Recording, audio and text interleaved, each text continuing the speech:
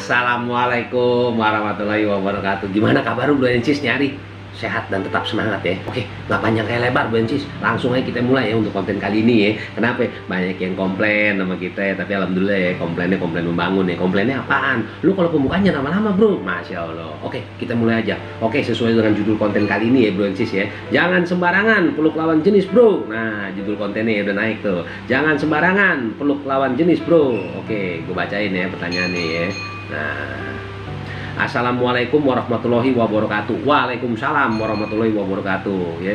Buat lu semua di sana, terima kasih kalau gue udah ngirim pertanyaan dan bisa naik jadi konten, dan semoga lewat seleksi lo orang. Alhamdulillah nih udah naik jadi konten ya. Masya Allah. Nama dia gue nggak sebutin Bro Ensis. Kenapa? Menyangkut privasi biasa. Oke ya, gue mulai pertanyaannya ya. Gue adalah seorang pekerja di sebuah perusahaan dan gue jabatannya supervisor. Nah, beberapa minggu yang lalu gue dipanggil ke kantor dan bertemu dengan bagian HRD gue, dan gue mendapat tuduhan bahwa gue telah melakukan perbuatan seksual harassment terhadap tim gue. Lalu gue diminta untuk mengundurkan diri. Nah, pertanyaan gue simpel aja nih Bro Ensis yang di sono. Wah, dia tahu Bro Ensis juga ya. Ya memang benar, di sini sih kita ada tuh timnya ya. Nah, pertanyaan dia banyak nih, gue bacain satu-satu ya.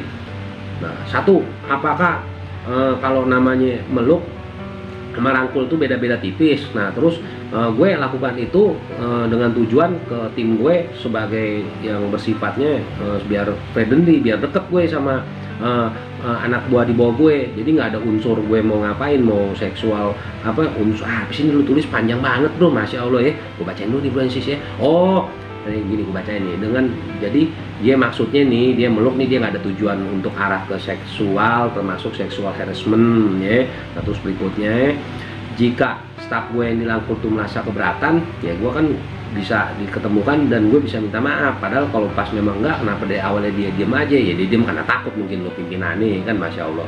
Nah, setelah diproses gue sama HRD gue diminta untuk mundurin diri, dan dengan paksaan dan ancaman akan diproses hukum, dan gue juga disuruh buat surat pengunduran diri, tapi gue merasa ditekan. Nah, terus gue juga membuat surat resign. Nah, pada surat resign itu gue juga tidak dimasukkan kata-kata dibuat tanpa adanya paksaan. Nah, pertanyaan gue ini juga diberhentiin udah kurang lebih 30 hari, tapi tidak ada status yang jelas, status kekaryawan gue di perusahaan itu. Nah, jadi kalau gue buat dapetin rasa keadilan, gue harus gimana ya? Gitu aja deh. Assalamualaikum warahmatullahi wabarakatuh. Waalaikumsalam warahmatullahi wabarakatuh. Lu kepanjangan Bro, Masya Allah ya. Mohon maaf nih Bro Ensis ya, panjang sih nggak apa-apa, kita terima di sini ya. Nggak rapi pertanyaannya, Masya Allah ya. Oke, kita mulai aja deh, nggak panjang lebar ya. Nah, oke, sesuai dengan pertanyaan lu Bro dan naik jadi konten, kita mulai ya, bahas ulasannya secara lengkap insya Allah ya. Nah, pertama-tama gini, gue sama teman-teman di sini asumsikan gini ya, lu punya anak gua tuh yang lu peluk ya, gua anggap ya berjenis kelamin beda ya sama lu ya Bro ya, yang ngirim pertanyaan ya. Nah, jadi kita mulai ya. Nah, kalau berkenaan dengan pelecehan seksual sebagaimana yang dijelaskan oleh Ratna Batara Munti ya, dalam artikel dulu dia pernah bikin tuh, kekerasan seksual mitos dan realitas ya. Nah, istilah pelecehan seksual mengacu pada sexual harassment ya, yang diartikan sebagai unwelcome intention. Jadi yang orangnya nggak welcome dan lo peluk ya. Nah, itu di artikelnya Martin Eskenazi dan David Galen tahun 92, itu secara hukum dia mendefinisikan tuh sebagai ada salah satu ini deh seminar dia ya, judulnya Imposition of Unwelcome Sexual Demand or Creation of Sexual Offensive Environment ya. Di buku dia juga ada tuh judulnya sama ya, di halaman 5 ya gitu loh. Nah, definisi lain ya dikemukakan juga oleh Judith Berman ya, dari Advisory Committee Yale College Defense Board and New York di universitinya ya, sebagaimana dikutip di Romani Sihite dalam bukunya Perempuan, Kesetaraan dan Keadilan di halaman 69 tuh. Bukunya bagus, lo boleh beli tuh Bro Ensis ya. Itu ia merumusin tuh pengertian seksual harassment sebagai semua tingkah laku seksual atau kecenderungan untuk bertingkah laku seksual yang tidak diinginkan oleh seseorang ya, baik verbal maksudnya psikologis ya, atau fisik, yang menurut si penerima tingkah laku sebagaimana merendahkan martabat, penghinaan, intimidasi atau paksaan. Nah, ini lu ada nggak nih arahnya ke sono nih Bro ya, kan kita nggak tahu ya. Masya Allah, mohon maaf nih Bro yang ini pertanyaan maksudnya Bro Ensis yang lain ya. Nah, Jadi berdasarkan definisi-definisi tadi yang gue bacain tuh, dengan demikian unsur penting dari pelecehan seksual adalah adanya ketidakinginan atau penolakan pada apapun bentuk perbuatan yang bersifat seksual ya. Nah, sebagaimana dijelaskan nih, itu juga pernah ada tuh di artikel judulnya Bila Pria Menjadi Korban Pelecehan Seksual ya, dalam konteks hukum positif Indonesia tuh ya. Dalam konteks hukum positif ya maksudnya ya, itu istilah pelecehan seksual tidak dikenal dalam kitab undang-undang hukum pidana ya KUHP, tetapi yang dikenal adalah perbuatan cabul ya bro Ensis ya, khususnya lu bro yang udah ngirim pertanyaan. Nah, sebagaimana diatur dalam pasal 289 KUHP yang berbunyi sebagai berikut, gue bacain nih bro ya, khususnya yang udah ngirim pertanyaan gue bro Ensis yang lain yang mungkin mengalami hal yang sama seperti bro yang ngirim pertanyaan ya. Jadi barang siapa dengan kekerasan atau ancaman kekerasan memaksa seseorang untuk melakukan atau membiarkan dilakukan perbuatan cabul, diancam karena melakukan perbuatan yang menyerang kehormatan kesusilaan dengan pidana penjara paling lama 9 tahun bro Ensis ya, khususnya lu nih bro yang ngirim pertanyaan ya. Nah, dan juga di dalam buku Pak R. Susilo tuh, dalam bukunya Kitab Undang-Undang Hukum Pidana serta komentar-komentar yang lengkap ya, bukunya lo beli bagus tuh ya. Ya, itu di bukunya ya. Tadi gue lanjutin ya, pasal demi pasal tuh dalam buku itu berpendapat tuh ya, bahwa yang dimaksud perbuatan cabul adalah segala perbuatan yang melanggar kesusilaan ya, maksudnya kesopanan ya, atau perbuatan yang keji ya, semua itu dalam lingkungan nafsu birahi kelamin. Mohon maaf, astagfirullahaladzim. Nah, misalnya cium-ciuman, mohon maaf, meraba-raba, mohon maaf, anggota kemaluan, mohon maaf, meraba-raba buah dada, mohon maaf, dan sebagainya ya. Itu ada tuh di halaman 212 di bukunya Pak R. Susilo ya, judulnya Kitab Undang-Undang Hukum Pidana, bukunya boleh beli ya. Nah, sedangkan kalau di bukunya Pak PAF Lamintang dan Theo Lamintang dalam buku judulnya Delik-delik Khusus Kejahatan Melanggar Norma Kesusilaan dan Norma Kepatutan ya, itu ada di halaman 135 tuh bro Ensis ya, khususnya bro yang ngirim pertanyaannya tuh dikutip tuh Arrest Hot Red tanggal 5 November 1946 NJ 1947 nomor 17 yang menyatakan bahwa tindak pidana ini dipandang selesai dilakukan segera setelah pelaku berhasil mengatasi perlawanan yang diberikan oleh korban. Jadi ya selesai kalau udah ada perlawanan ya gitu ya, menurut pandangan beliau. Nah, demikian jadi adanya perlawanan, penolakan atau ketidakinginan dari korban adalah unsur yang penting ya, baik dalam pelecehan seksual yang telah disampaikan di definisinya tadi tuh atas perbuatan cabul dalam konteks KUHP. Nah, tanpa adanya perlawanan, penolakan atau ketidakinginan dari korban, tentu pelaku tidak dapat dijerat dengan pasal 289 KUHP. Nah, maka dalam kasus yang lo sampein nih tadi bro ya, nah kita perlu lihat tuh apakah terdapat perlawanan, penolakan atau ketidakinginan dari anggota anak buah lu tuh yang lu rangkul ya ketika lu melakukan hal tersebut. Nah, apabila memang tidak ada, maka perbuatan lu tidak termasuk tuh dalam pelecehan seksual ya bro ya, ataupun tidak pidana perbuatan cabul dalam pasal 289 KUHP. Selain itu, dari contoh-contoh perbuatan cabul yang disebutkan di bukunya R. Susilo, perbuatan merangkul juga tidak bisa langsung dikategorikan sebagai perbuatan cabul karena tidak dilakukan dalam lingkungan nafsu birahi kelamin ya gitu ya bro Ensis ya, khususnya lu bro yang ngirim pertanyaan. Nah, lebih lanjut nih, untuk memproses tindak pidana perbuatan cabul tetap harus berpedoman nih ya pada alat-alat bukti dalam hukum acara pidana sebagaimana diatur dalam pasal 184 ayat 1 ya Undang-Undang Nomor 8 tahun 1981 tentang hukum acara pidana ya KUHP ya. Juntau putusan Mahkamah Konstitusi nomor 65/PUU 8 Romawi 2010 halaman 92. Alat-alat bukti tersebut terdiri dari A. Keterangan saksi termasuk orang yang dapat memberikan keterangan dalam rangka penyidikan, penuntutan, dan peradilan suatu tindak pidana yang tidak selalu ia dengar sendiri, ya, ia lihat sendiri dan ia alami sendiri. Yang B. Keterangan ahli. C. Surat. D. Petunjuk. E. Keterangan terdakwa. Nah, penjelasan lebih lanjut mengenai pembuktian dalam pelecehan seksual atau perbuatan cabul, nah lu bisa simak tuh, nanti lu boleh ketik di Google ya, artikelnya judulnya Jerat Hukum dan Pembuktian Pelecehan Seksual. Gue ulang nih, ntar lu ketik di Google ya, artikel judulnya Jerat Hukum dan Pembuktian Pelecehan Seksual. Nah, gue lanjutin ya. Nah, paksaan dalam pengunduran diri lu nih. Nah, aturan mengenai pekerja atau buruh yang mengundurkan diri sebagai salah satu alasan terjadinya pemutusan hubungan kerja (PHK) ya, itu diatur dalam pasal 81 angka 42 Undang-Undang Nomor 11 tahun 2020. Karena tadi pertanyaan lu kan ada tuh ya, bahwa lu lu dipecat secara sepihak ya, tapi nggak jelas juga ya. Nah, jadi ulang nih, lu bisa mengacu sama pasal 81 angka 42 Undang-Undang Nomor 11 tahun 2020 tentang Cipta Kerja, Undang-Undang Cipta Kerja ya, yang memuat baru pasal 154A ayat 1 huruf I Undang-Undang Nomor 13 tahun 2003 tentang ketenaga kerjaan ya, UU Ketenaga Kerjaan ya, yang lengkapnya bunyi gini, gue bacain nih. 1. Pemutusan hubungan kerja dapat terjadi karena alasan pekerja buruh mengundurkan diri atas kemauan sendiri dan harus memenuhi syarat ya. 1.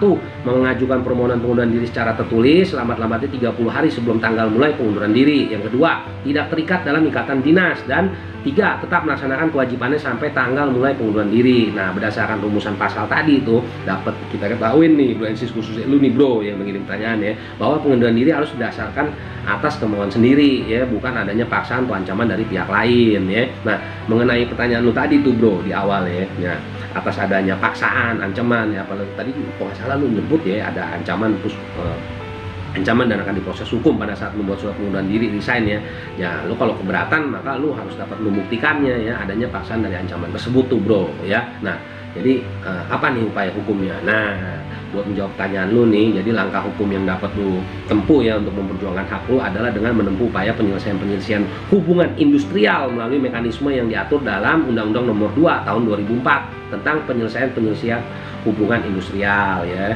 Jadi Undang-Undang Nomor 2 Tahun 2004 tentang penyelesaian perselisihan hubungan industrial, Undang-Undang 2 2004 tadi, sorry gue ulang ya biar lebih jelas. Nah, mengingat kasus yang lu alamin dapat dikategorikan ya kalau menurut gue sama teman-teman di sini ya sebagai perselisihan pemutusan hubungan kerja, yaitu perselisihan yang timbul karena tidak adanya kesesuaian pendapat mengenai pengakhiran hubungan kerja yang dilakukan oleh salah satu pihak ya, antara lu dengan pimpinan lu ya, perusahaan lu ya. Nah, selengkapnya mengenai penyelesaian tersebut lu bisa simak juga tuh nanti lu buka di Google deh bro, mohon maaf ya, judul artikelnya tuh ada upaya hukum jika perusahaan memaksa karyawan resign ya, nanti insya Allah kita buat deh kontennya ya. Nah, selain itu terhadap tuduhan bahwa lu telah melakukan pelecehan seksual tuh tadi di pertanyaan lu awal ya, tindakan tersebut dapat lu laporkan atas tuduhan tindak pidana pencemaran nama baik ya atau fitnah ya, yang diatur dalam pasal 310 ayat 1 dan pasal 311 ayat 1 KUHP apabila memang unsur-unsurnya terpenuhi. Nah, penjelasan lebih lanjut mengenai unsur kedua pasal tersebut nanti kita bikin deh di sambungan konten berikutnya ya bro ya.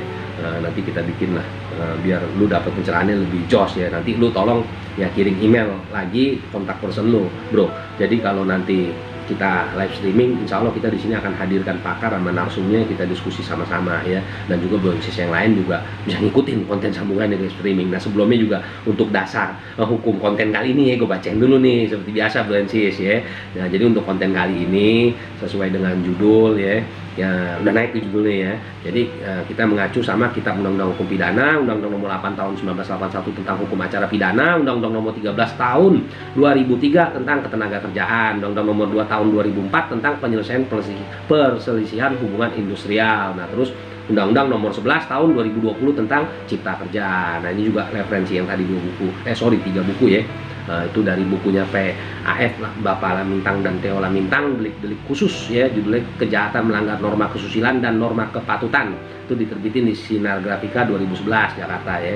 Dan juga buku Pak R. Susilo, Kitab Undang-Undang Hukum Pidana KUHP serta komentar-komentar lengkap pasal demi pasal, terbitin di Bogor, penerbitnya Politeia 1996 ya, lo boleh beli itu 2 buku tuh. Dan yang terakhir tuh ya artikel nama bukunya Romani Sihite ya, Perempuan Kesetaraan dan Keadilan ya, Jakarta, penerbitnya Raja Grafindo Persada tahun 2007 ya. Terus juga putusan Mahkamah Konstitusi nomor 65/PUU 8 Romawi 2010 pasal 1 angka 4 Undang-Undang 2 2004 untuk dasar hukum kali ini ya, di konten kali ini bro. Nah, buat lu ya bro, sesuai judul konten kali ini ya, jangan sembarangan peluk lawan jenis bro ya, dari hatinya ya bisa kena masalah lah sebenarnya, tapi mudah-mudahan insya Allah lu nggak seperti itu ya.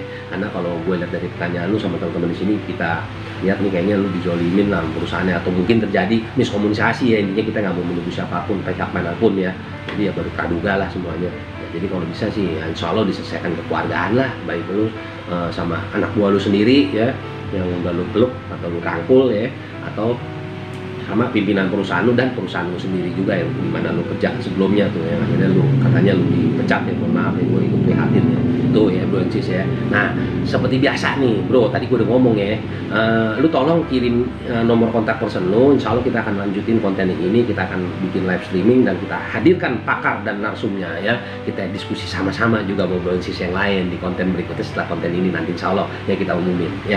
Oke. Nah seperti biasa bro and sis, buat lu bro and sis yang baru ketemu channel kita mungkin bingung kalau mau ngirim pertanyaan kayak dia biar bisa naik jadi konten kayak gini, gimana kirimnya kemana ya. Nih dia nongol nih, supersemalofom@gmail.com, lu kirim ke sono. No, itu Super Semalofom Podcast punya email ya, lu kirim pertanyaan ke sono bro and sis, insya Allah akan kita jawab. Kalau kita mau naik jadi konten ya jelas ada syaratnya, yaitu apa, gue sama teman-teman di sini seleksi dulu karena ini disajikan untuk publik. Kalau layak pertanyaan lu dan kita layak naikin jadi konten, insya Allah kita naikin jadi konten. Tapi kalau nggak kita jawab lewat email bro and sis ya.